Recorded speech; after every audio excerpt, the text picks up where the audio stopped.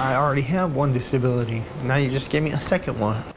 Beaten behind bars by a guard. That's what another Cuyahoga County jail inmate says happened to him. And now that he's out of lockup, he's got a lawyer, and he's speaking only with News 5 about what he says happened. 5 on your side, investigator Scott Knoll broke this story. He's back now with more from the inmate, what he told you.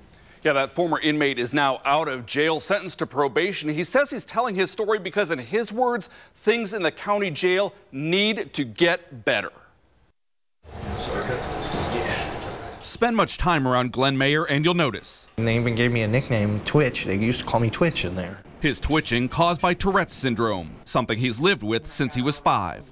The easiest way to put it is I have uncontrollable movements. It was a Cuyahoga County jailer's reaction to those movements that Mayer says landed him in a wheelchair. He says it happened in October. Mayer was locked up facing domestic violence charges. The nurse had grabbed my hand to give me my meds, put the meds in my hand. When she did that, I was twitching.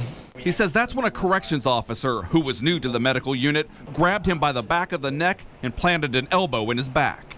Our nurse has been with me every step of that way. You know what I mean? So she knew what was going on. She had to tell him to leave me alone. That's when witnesses say the guard said, "I'm used to this. I choke people out." That jailer now faces possible discipline, accused of unnecessary physical contact with an inmate. A union representative tells 5 on Your Side investigators the jailer perceived the medical condition as a potential threat and was only acting to restrain the inmate. That's the thing, I had bruises on my neck. If you're restraining somebody, you're not going to hurt them in the process. Mayer reported the incident, then says he lost feeling on the left side of his body and collapsed. He says that led to 5 days in the hospital. Since then, he pleaded guilty to his crime. Mayer received probation. But now he wonders if his time in the jail will leave him with another kind of life sentence. I just got punished. I mean, they put me on probation. Why? There shouldn't be no punishment of taking my ability to walk away from me.